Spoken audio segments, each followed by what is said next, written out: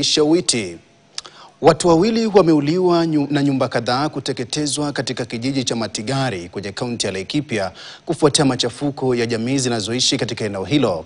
Machafuko hayo yamesababisha wanakijiji kutoroka makwao na kutafuta hifadhi katika kanisa moja kwa hofu ya kushambuliwa, huku Inspekta Mkuu wa Polisi Douglas Kanja akisema kwamba taifa lipo salama. Fred Kagonye ana maelezo zaidi.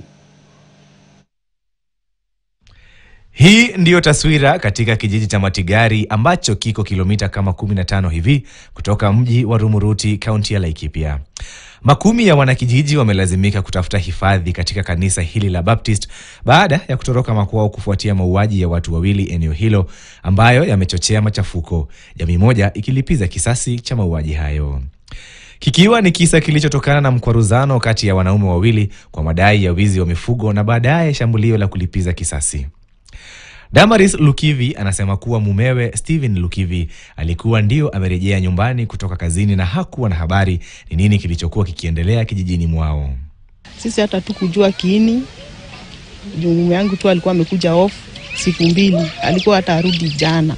Damaris anasema kuwa baada ya ghasia ya kuzuka walitoroka, ila mumewe Steven aliuliwa baada ya kupatikana nyumbani kwao alikokuwa amerejea kuchukua stakabadhi fulani. Yeye alikuwa amebaki kuchukua bagi yake ati ndiye aende.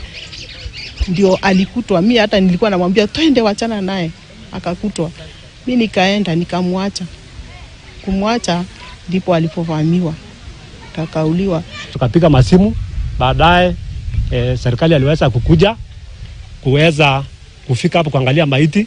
Alipofika hapo hawakuenda kwanza kwa maiti, akaanza kwenda kuelekea mahali ambapo mifugo ziliibiwa.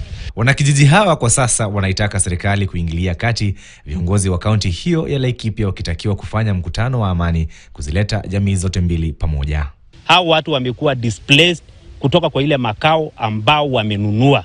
Hao watu wako na hatimiliki ya hizo mashamba. Hapo ni kwao na wamenunua na wanastahili kulindwa pamoja na mali yao.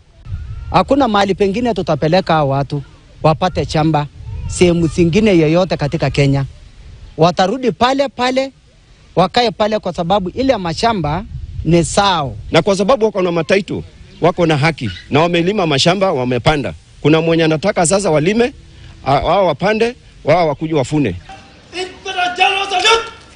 Inspekta Jenerali wa Polisi Douglas Kanja amewahakikishia Wakenya usalama wao, huku akisema kuwa huduma ya polisi iko katika mazungumzo na wabunge na Wizara ya Fedha kuhusu bajeti ya kuajiri polisi zaidi. Hali ya usalama ya nchi yetu iko sawa, iko shwari kabisa. Ukiangalia kuanzia Northeastern tuko sawa. Ukija upande wa Western tuko sawa. Ukienda upande wa Rift Valley tuko sawa. North Rift is quiet despite the fact that we can have 1 or 2 issues.